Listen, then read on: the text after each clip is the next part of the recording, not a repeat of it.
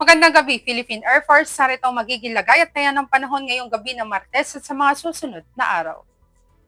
Sa kasalukuyan, naasahan natin ang patuloy na pag-iral ng easterly sumainit na hangin nagmumula sa dagat Pasipiko. Samantalang may low pressure area tayong minomonitor sa labas ng Philippine Area of Responsibility.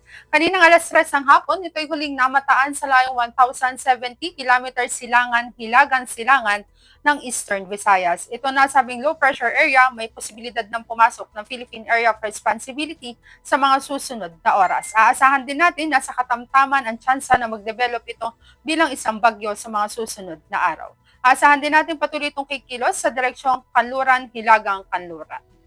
Para naman sa magiging lagaya't-taya ng panahon bukas, aasahan pa rin natin ang Metro Manila, ganoon na rin ang Calabarzon, ang Mimaropa, maging ang Bicol Region, ganoon na rin ang Pampanga, ang Aurora, ganoon na rin ang Zambales at Bataan ay patuloy na makakaranas ng maulap na kalangitan o may kalat-kalat na pag-ulan, pagkidlat at pagkulog. Para naman sa ibang nalalabing bahagi ng Luzon, aasahan natin ang bahagyang maulap hanggang sa maulap na kalangitan, ngunit di rin natin inaalis sa mga posibilidad ng mga pulupulong pag-ulan na kuminsan ay may pagkidlat at pagkulog.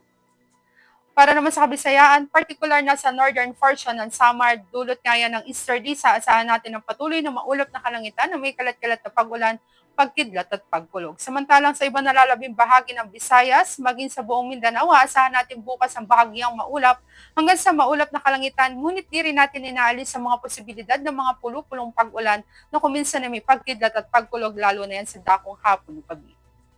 Para naman sa magiging lagaya't-taya ng panahon pagsapit ng Huwebes hanggang Sabado, aasahan natin dito sa Metro Manila ang patuloy na maulap na kalangitan na may kalat-kalat na pag-ulan, pagkidlat at pagkulog hanggang araw ng Biyernes at may gradual na pagganda ng panahon pagsapit ng araw ng Sabado.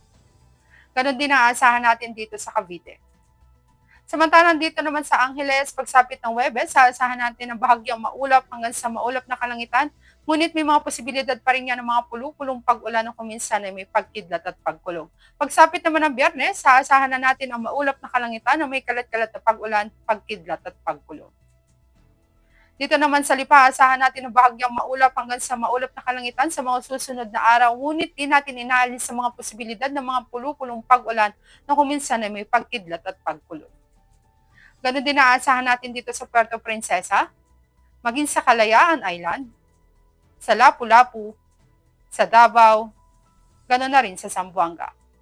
Para naman sa ating astronomical information, ang araw ay lulubog sa ganap na 17:46 dito sa Metro Manila at asahan natin sisikat bukas sa ganap na 05:46.